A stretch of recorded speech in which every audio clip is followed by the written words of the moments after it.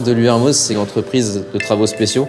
C'est généralement des chantiers où il faut s'adapter techniquement et méthodologiquement pour respecter les plannings et satisfaire notre client.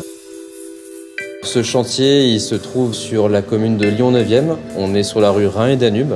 Le marché consistait à réaliser un collecteur sur 180 mètres linéaires de long qui relie le collecteur existant du quai du Commerce à la rue des Marinières. Ici, on est dans la future chambre d'accès grande hauteur. On était en fait dans un ancien passage entre deux gares d'eau et on a rencontré toute une partie de pieds droits maçonnés qu'on a dû traverser et qu'on a dû conforter.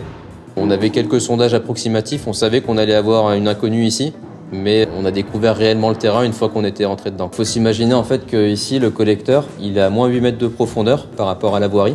Et on a une nappe d'eau qui se situe à peu près moins 5 à moins 6 mètres. C'est-à-dire qu'ici, en théorie, on devrait être sous l'eau. On a eu pas mal de fuites d'eau, notamment de la nappe et d'infiltration. Donc on a dû s'adapter au fur et à mesure. Pour ça, on a des pompes à injection et des produits spéciaux qui nous permettent de pallier à ce genre de situation. Et également, ça permet aussi d'avoir une surface sèche pour pouvoir avoir le moins de risques pour la sécurité pour nos personnels. La partie creusement a été réalisée quasiment entièrement à la main. Et pour étancher le terrain, on a utilisé en partie une technique qui consiste à faire du jet grouting, à venir injecter dans le terrain des colonnes de béton. Et on a creusé à travers ces colonnes de béton pour réaliser ces 180 mètres linéaires de collecteur.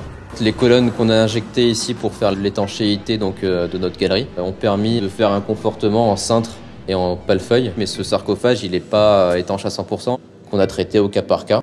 On en a eu pas mal au démarrage, mais en reparamétrant un petit peu les machines, on a pu jouer un petit peu là-dessus et en avoir de moins en moins.